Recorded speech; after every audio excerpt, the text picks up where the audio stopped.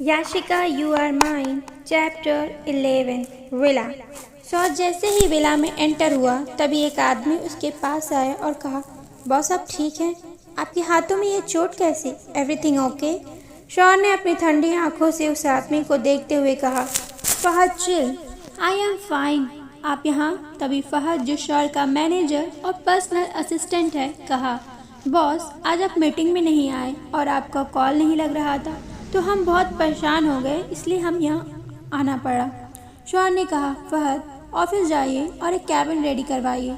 फहद ने जैसे ही ये सुना उसने अपनी आंखें छोटी कर शौर्य को देखते हुए कहा, लेकिन क्यों बॉस?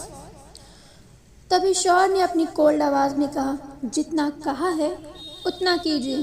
फहद ने कहा, सॉरी बॉस, और वहाँ से चला गया। शौर्य जैसे ही आगे बढ़ा तभी एक लड़की उसके सामने आई और कहा, एसएसओ आप शादी कैसे कर सकते हैं? और याशिका को ऊपर से नीचे देखते हुए कहा, आप इस चीप लड़की को इस घर की बहू कैसे बना सकते हैं जिसका ना कोई स्टेटस है ना कोई वैल्यू?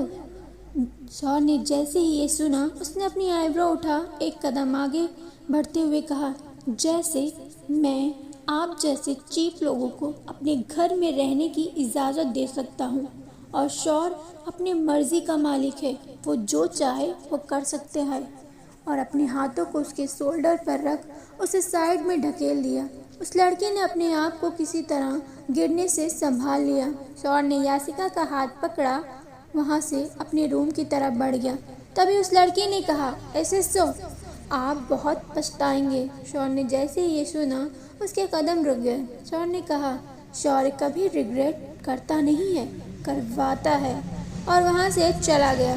उस लड़की ने गुस्से में अपनी मुट्ठी कस ली और अपने पैरों को फर्श पर पटकने लगी। ये लड़की कोई और नहीं, माहिरा है, जो शौर्य से बेइंतहा प्यार करने का दावा करती है, लेकिन वो शौर्य से नहीं, शौर्य के पैसे से प्यार करती है। और ये बात शौर्य अच्छे से जानता है। माहिरा शौर्य के सौतेले भाई की छोटी साली है, इसलिए वो यहीं शौर्य के विला में ही रहती है। शौर्य रूम में गया और याशिका का हाथ झटकते हुए कहा, तुम्हारी हिम्मत कैसे हुई हमें स्लीपिंग पिल्स देने की? और उसके तरफ बढ़ने लगा, लेकिन इस बार याशिका के कदम पीछे नहीं गए।